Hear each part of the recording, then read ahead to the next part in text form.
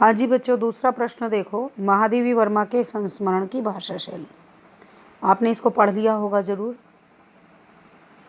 भावों की सुंदरतम रूप से प्रस्तुत करने का माध्यम ही भाषा होती है। हम अपने भावों और विचारों की अभिव्यक्ति भाषा के माध्यम से करते हैं। जिस साहित्यकार के पास भाषा का जितना समृद्ध भंडार होता है, वह उतनी ही अधिक मार्मिकता के साथ अपने भावों को व्यक्त कर सकता है। महादेवी वर्मा की मान्यता है कि मनुष्य अपने भावों और विचारों को अन्य लोगों तक सफलतापूर्वक तभी प्रेषित कर सकता है जब वह भाव अनुकूल शब्दावली को समुचित अभिव्यक्ति की शैली द्वारा प्रस्तुत करना जानता हो। सफलतापूर्वक अपनी बात दूसरे तक पहुंचाना और साथ ही भावों के अनुकूल शब्दावली का प्रयोग करना, ये महादेवी वर्मा जी की सबसे बड़ी विशेषता है। महादेवी वर्मा का भाषा पर पूर्ण अधिकार और इनकी भाषा अनुभूति के विभिन्न रंगों में रंजित, गहन चिंतन से युक्त, बहुमुखी प्रतिभा से परिपूर्ण और साधनात्मक विवेचन से अलंकृत है। संस्मरण में उनकी भाषा के निम्नलिखित रूप हमें दिखाई देते हैं। पहला, अलंकृत काव्यमयी भाषा। काव्यमयी भाषा क्यों हो गई? इसलिए हो गई क्योंकि वो मूल रूप से कवित्री हैं और गद्य रचनाओं में भी उनका कवित्व का जो प्रभाव है वह कहीं ना कहीं अवश्य ही परिलक्षित होता है, दिखाई देता है। अलंकारिक भाषा का उन्होंने गद्य में भी प्रयोग किया है, जिस कारण से उनकी भाषा में माधुर्य और सौंदर्य की सृष्टि हो जाती है। संस्मरण रचना में अनेक स्थलों पर लेखिका ने अलंकृत काव्यमयी भाषा का में अपनी गद्य रचनाओं को लिखा है और जिससे कि वह रचना आकर्षण का विषय बनी है।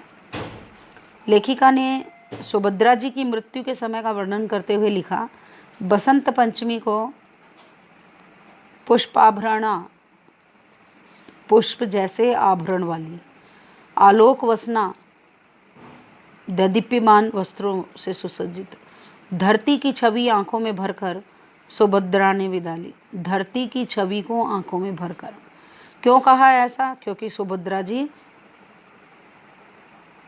यथार्थ की कवित्री हैं, धरती धरातल से जुड़ी हुई कवित्री हैं।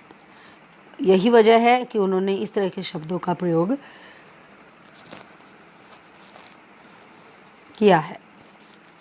इसी प्रकार से सुमित्रानंदन पंत की हंसी के लिए लेखिका का यह कहना कि सुमित्रानंदन जी की हंसी का श्रम बिंदुओं का बादल नहीं घिरा हुआ, वरन श्रम बिंदुओं के बादल के दोनों छोरों को जोड़ता हुआ उनकी हंसी का इंद्रधनुष उदय हुआ है। यानी एक और छोटी छोटी पसीने की बूंदें हैं और दूसरी ओर उनकी हंसी। उसके बाद चित्रात्मक भाषा, जब वो किसी पात्र का बाह्य व्यक्तित्व चित्रित करती हैं तब उनकी यह चित्रात्मक भाषा देखने योग्य है। प्रसाद जी के व्यक्तित्व को जब उन्होंने लिखा तो लिखा, न अधिक ऊंचा, न मोटा, न मझला कद, न दुर्बल, न स्थूल, छरहरा शरीर, गोर वर्ण, माथा ऊंचा प्रशस्त, बाल न बहुत घने न विरल, कुल भूरापन लिए काले, चौड़ाई लिया मुख, मुख की तुलना में कुछ हल्की सुडोल नासिका, आंखों में उज्जवल दीप्ति, होठों पर अनायास आने वाली बहुत स्वच्छ हंसी, सफ़ेद खादी का धोती कुर्ता। और इस तरह से उनकी जो चित्रात्मक भाषा है उसके यहाँ दर्शन होते हैं। दूसरा, अपार शब्द भंडार है उनका। महादेवी वर्मा भावों की ही नहीं, शब्दों की भी अद्भुत शिल्पी हैं और उनका शब्द भंडार विशाल तथा शब्दों की आत्मा की उन्हें पहचान थी। वे पात्र, परिस्थिति, वातावरण, भाव, इन सब को देखकर ही शब्दों का चयन करती थी। तत्सम शब्दों की बात करें तो कर्कश, स्निग्ध, विस्मित, स्मरण, परिचारिका, अवधि, स्पर्श, उष्णता आदि शब्द। उर्दू, फारसी, दावत, बिरादरी, कलम, चीज़, बगीचा, फिजूल खर्ची, नाराज, और अंग्रेजी में station, waiting room, school, mission, ticket, motor, heater, nib, देशज, छप्पर, दलदल, हक्का बक्का, झूठन, बिट्टो, धरोहर, चूर चूर, हौले हौले, चिक चिक, चुन्नर आदि। तो ये कुछ ऐसे शब्द जो देशज प्रभाव रखते हैं। तो इस तरह से जो महादेवी वर्मा जी की भाषा है उसमें हमें सभी प्रकार के शब्द देखने को मिलते हैं। देशकाल और पात्रानुकूल भाषा, भाषा पात्रों के अनुकूल है, इसमें कोई संदेह नहीं। निराला जी को राखी रक्षाबंधन के दिन राखी ने बांधे हुए देखकर सहज भाव से पूछा, आपके किसी ने राखी नहीं बांधी? तो निराला जी ने उत्तर दिया, कौन बहन हम जैसे भुक्कड़ को भाई बनाएगी? उनके इस उत्तर में उनके एकाकी जीवन की व्यथा सहज ही मुखरित हो जाती है और तब महादेवी जी उन्हें अपना राखी बंद भाई बना लेती हैं। और इसी प्रकार से जब विद्यावती जी महादेवी को प्रेमचंद जी से पहली बार मिलाते हुए कहती है, यही महादेवी है जिसकी कविता आपको पसंद आई थी, सुनते ही प्रेमचंद अट्टहास के साथ कहते हैं, हंसते हैं जोर का और बोलते हैं, बड़ी बातें लिखने वाली तुम तो इतनी छोटी हो। क्योंकि महादेवी वर्मा जी का कद बहुत छोटा था परंतु उनके विचार बहुत बड़े, और यही वजह थी कि प्रेमचंद जी ने उन्हें देखकर इस तरह की उक्ति कह दी थी। उसके बाद प्रवाहमयी भाषा, उनकी भाषा में प्रवाह है, सहजता है, सरलता है, स्वाभाविकता है, जो कि पाठक को बरबस अपनी ओर खींचती है। उदाहरण के लिए प्रसाद जी के संबंध में लेखिका का यह कथन प्रसाद जी के व्यक्तिगत जीवन में व्यापक दुखवाद की ओर सहज ही पाठक का ध्यान आकर्षित कर लेता है। तरुणाई में ही वे माता पिता, बड़े भाई, 2 पत्नियों और इकलौते पुत्र का वियोग व्यथा झेल चुके थे। यानी उनकी आयु बहुत छोटी थी परंतु इस छोटी सी आयु में ही उनके जो प्रियजन थे उन्हें छोड़कर चले गए थे। वह बचपन से तारुण्य के अंत तक फैली हुई बिछोह की परंपरा उनके भावुक मन पर कोई दुखने वाली चोट नहीं छोड़ गई थी। ऐसा कथन मनुष्य के स्वभाव के प्रति अन्याय होगा कि यदि मैं उनके इस दुखद भाव को व्यक्त नहीं करती हूँ, चित्रित नहीं करती हूँ, तो यह उनके प्रति अन्याय होगा। यदि वह मनुष्य एक महान साहित्यकार हो तो इस अन्याय की मात्रा और भी अधिक हो जाती है। क्यों हो जाती है और भी अधिक? क्योंकि साहित्यकार एक चिंतनशील प्राणी होता है, एक विचारवान व्यक्ति होता है और वह उसे जो दुखद स्थितियां हैं वो और अधिक प्रभावित करती हैं। तो इस प्रकार महादेवी के गद्य में एक शब्द और वाक्य ऐसे निकलते चले जाते हैं जैसे कोई पहाड़ी सरिता उछलती कूदती बाहर चली जाती है। उसके बाद बच्चों सूक्तियों का प्रयोग और भाषा में लाक्षणिकता। बहुत सारी सूक्तियों का प्रयोग उन्होंने किया है। जैसे प्रश्न की कल्पना साधारण बालक विद्यार्थी की सीमा में नहीं रहती। जो साधारण विद्यार्थी होते हैं वो प्रश्न की कल्पना मात्र से सिहर उठते हैं। साधारणतः परीक्षा के हथौड़े के नीचे प्रतिभा नहीं गढ़ी जाती। भक्त के निकट उसका इष्ट ही विश्व है।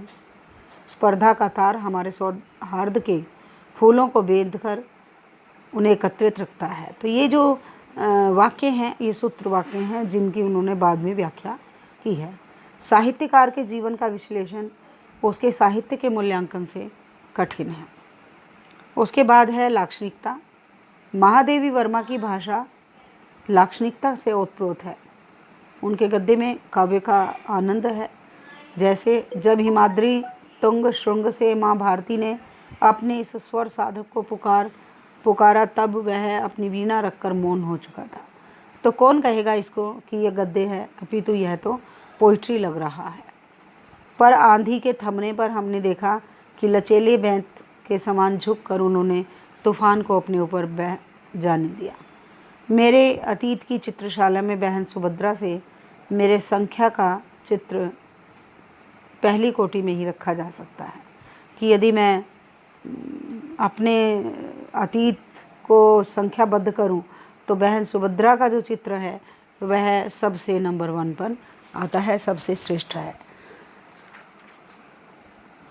तो इस तरह से हम जब महादेवी वर्मा जी की भाषा की बात करेंगे तो आप इसमें कुछ एक उदाहरण गिल्लू जो निबंध आपने पढ़ा है उसमें से भी ले सकते हो। ज़रूरी नहीं है कि आप अन्य निबंधों में से इन उदाहरणों को लेंगे जैसे कि यहाँ पर लिखा गया था। आप अपने पाठ से भी इन उदाहरणों को चुन सकते हो, उठा सकते हो। चित्रात्मक भाषा, जहाँ उन्होंने गिल्लू का बाह्य सौंदर्य चित्रित किया है, उन शब्दों को हम यहाँ पर फॉर एग्ज़ाम्पल उदाहरण के तौर पर लिख सकते हैं। ठीक है बच्चों, तो आज के लिए इतना ही। तो आप लोग इसको ध्यान से पढ़ें और समझें। कल हमारा जो एक और प्रश्न रहता है महादेवी वर्मा का स्थान, इसको बच्चों ये कुछ वैसा ही है जैसे आपने क्रमिक विकास को याद किया था पहले। तो इसमें ज़्यादातर नामकरण ही है, नामावली है। तो आप स्वयं ही इस प्रश्न को पढ़ेंगे और उसके बाद नेक्स्ट डे से मैं आपका जो हमारा अगला लेखक है उसकी शुरुआत कर दूंगी।